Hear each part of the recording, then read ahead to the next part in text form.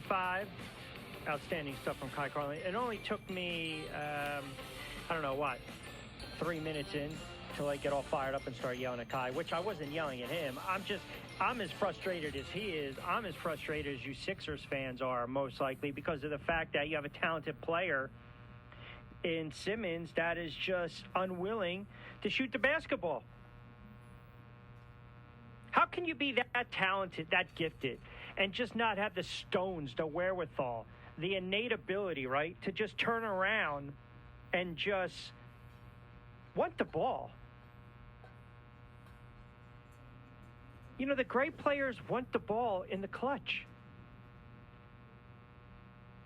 And that's not Simmons. And as Kai mentioned, you get a player who's still relatively young. You know, 31, it's not that old in the NBA, and Damian Lillard is still producing. Look at his numbers the past 3 years. First of all, the guy's always on the floor. He rarely misses time due to any type of injury. 25 points, 30 points, 28 points. He's a double-double. He's not afraid, oh, by the way, to go to the free throw line, 893 in his career. He's not afraid to shoot it beyond the arc, 370 in his career, 375, I should say. And he's not afraid to shoot it from the floor, right around 44%. So, yeah, you add him into the mix, you might have a dynamic duo. But there's a bunch of teams that are going to be linked to Simmons. The Timberwolves, the Spurs. I didn't hear a lot of people talking about the Spurs. You know, there was already talk that they were getting ready to Murray and Walker centerpieces in a deal centered around Simmons. I just think the Lillard deal would be so hard to make happen, so hard to see through. If Philadelphia makes a non-Lillard deal involving Simmons, then basically I think what happens is you got a team who's trying to get some pieces they can eventually be flipped to the Trailblazers.